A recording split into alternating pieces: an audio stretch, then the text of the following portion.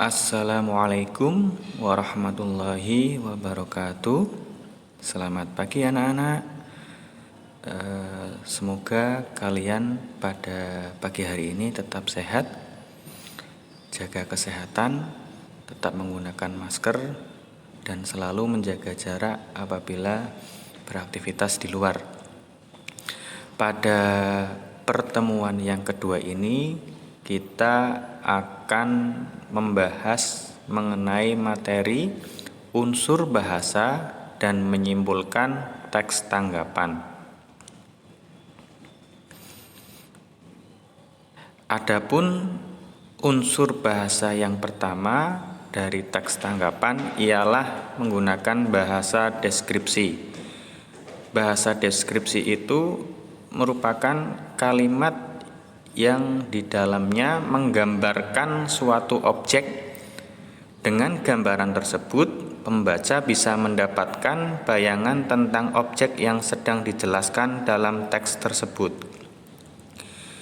Misalkan di sini ada contoh, pemerintah Kota Bandung membuat aturan baru mengenai tempat sampah pada mobil. Semua pemilik mobil diharuskan meletakkan tempat sampah di mobilnya.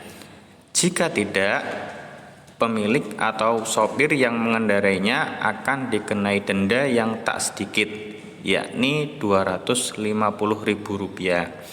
Nah, dari contoh itu kita bisa melihat bahwasanya dalam bahasa yang digunakan di contoh tersebut itu menggunakan bahasa deskripsi karena menggambarkan suatu objek. Objeknya apa di situ? Objeknya adalah tempat sampah yang harus ada pada setiap mobil. Kemudian unsur bahasa teks tanggapan yang kedua adalah berbentuk pujian. Ya, pujian itu merupakan sebuah sanjungan, ya, karena dengan sanjungan itu akan membawa perasaan positif karena seseorang memperhatikan karya kita yang dianggap memiliki kelebihan. Nah, itu yang dinamakan pujian. Adapun langkah-langkah melakukan pujian yang harus diperhatikan, yang pertama adalah tulus.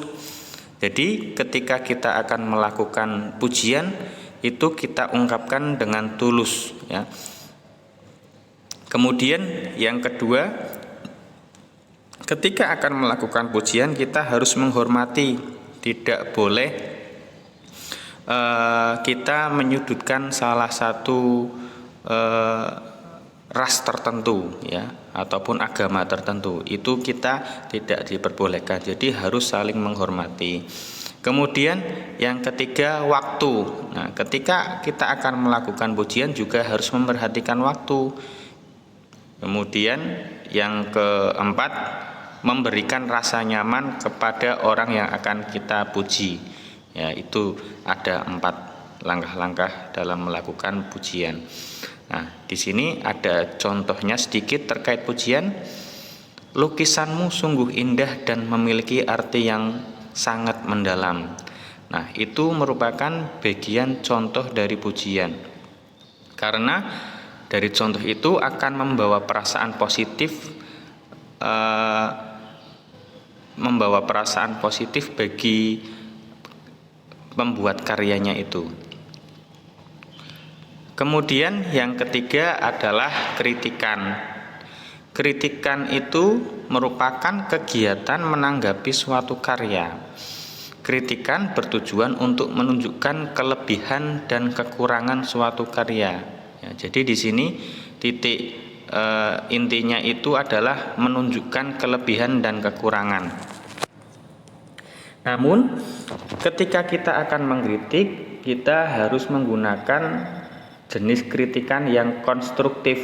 Apa itu kritikan konstruktif? Kritikan yang bertujuan untuk membangun dan mengembangkan suatu karya agar lebih baik lagi. Kita tidak boleh memberikan kritikan hanya mengupas pada kekurangannya saja. ya, menjelek-jelekkan karya, itu namanya bukan kritikan ya, itu namanya mencela. Berbeda dengan kritikan yang sesungguhnya. Kalau kritikan sesungguhnya itu kita menawarkan sebuah solusi ya, agar karya itu menjadi lebih baik lagi. Contohnya, sampul buku itu kurang tepat dengan temanya, walaupun isinya sungguh menarik ya. Di situ kita mengkritik ya, namun tidak tidak ada unsur mencelanya ya. Kita ketika akan melakukan kritikan harus menggunakan bahasa yang sopan dan santun agar orang yang akan kita kritik itu tidak tersakiti. Kemudian unsur bahasa yang berikutnya, yang keempat adalah saran. Saran itu merupakan sebuah solusi yang ditujukan untuk menyelesaikan permasalahan yang dihadapi. Saran harus bersifat membangun, mendidik, dan secara objektif dan sesuai dengan topik yang dibahas ya. Jadi ketika kita akan memberikan saran, itu sarannya harus yang membangun ya, kemudian mendidik dan bersifat objektif ya, sesuai dengan karya yang akan kita berikan saran. Nah, contohnya di sini, akan lebih baik jika tulisannya diperbaiki agar menjadi suatu karya yang sempurna. Nah, itu yang namanya saran ya. Kalau di sini perbedaan antara saran dan kritikan, kalau kritikan itu kita menunjukkan kekurangannya ya, namun kalau saran itu lebih mengerucut pada untuk perbaikan ya. Jadi kita tidak mengungkapkan kekurangannya di bagian saran, namun kita langsung memberikan solusi yang ditawarkan untuk memperbaiki kekurangan tersebut. Selanjutnya, setelah tadi kita membahas mengenai unsur bahasanya, yang kedua kita akan membahas mengenai menyimpulkan teks tanggapan ya. Apa itu menyimpulkan teks tanggapan ya? Jadi menyimpulkan teks tanggapan itu kita memberikan ringkasan atau membuat ringkasan dari keseluruhan isi teks tanggapan tersebut sehingga menjadi makna yang singkat, jelas, dan padat. Itu yang namanya simpulan. Nah, di sini kalimat simpulan juga memiliki ciri-ciri ya. Ciri-cirinya apa? Ditandai dengan kata jadi, itu yang pertama. Yang kedua, dengan demikian. Yang ketiga, oleh sebab itu. Yang keempat, oleh karena itu. Yang kelima, maka dari itu. Dan yang terakhir, dan lain-lain maksudnya ya. Jadi ketika ada ciri-ciri kalimat tersebut, itu merupakan bagian dari kalimat simpulan. Nah, adapun ketika kita akan melakukan simpulan atau menyimpulkan sebuah teks tanggapan, itu ada 4 langkah-langkahnya ya, harus diperhatikan itu.